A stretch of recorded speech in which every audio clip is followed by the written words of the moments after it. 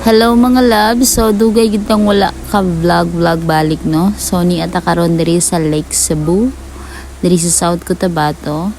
And kung masaag mo diri sa Lake Cebu, diri lang ta sa pension house sa Tolinto.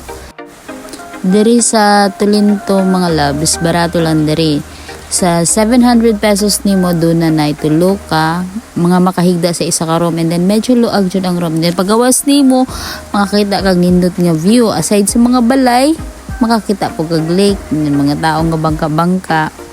And then karong adlaw na ako'y appointment sa gawas, I have to meet the people, mga bleed people, no? So, syempre natay gamay nga mga buhatonon karon.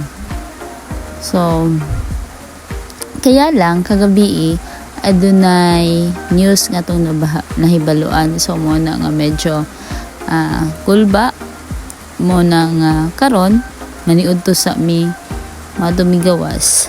So ana lang kapoy man day mag voice over wala koy laing isulti kundili pag ayo-ayo mo ni amo gawas na ko o diha lang ng cellphone, balikan ko lang na unya. And then sa pag magkagawas na ka, so inani ang imong makita dere. So hagdanan syempre hapit pa yung kumahulog dira akay si kag video nindot yung kay dere guys. Mana kung gusto ninyo magsuroy diri na lang mo na makakita pa mag mga water lily ingon ana. Actually pikas lang ni siya nga gabahin. Sa atbang ani mas dako mas lapad. So karon guys niami diri sa usa ka karinderya. Kung gusto gyud ninyo nga makatilaw pud og kanang fresh nga tilapia no, diri lang mo ilaan mag paluto kana fresh kay nga isda dira atas ilaha lang ng luto nung sa gusto ninyo. Sa among gipili is magsigang lang mi. Sigang ug katong unsa na. Basta hala kapuya gid mag voice over kapuy ko. So syempre kauban nato si sa ka-vlogger sa Tato Okil. So medyo maglisod jud ko pagkauban siya kay daghan kay managad sa amo daghan makaila sa iya ha. So mo na siya fillet and then tilapia and then syempre nakadaghan ko rice dira kay pertisyong lamia sa ilang sinigang. So karong adlaw dira day unsa ba na silbahan basta dira mo daplin lang kay na siya kalsada basta mag-adto mong poblasyon. And then kanang tag-iya dira nakaila po na kay Sir Rena no, ayan babay na daw siya. Lahi yun pagsikat.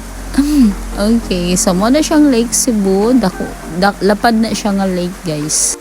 So purely trabaho lang yun atong giadto diri kay di man ta kalaag kay hasta yung ulana. Syempre pagbalik na mo ulan-ulan, wala mi laing buhaton kay syempre di man makasubida sa area kay kanang ulan, lapok, and then nalagi nahitabo nga di mayo. So dala lang palipas ng ko oras, gusto ko magnap pero dili ko makanap.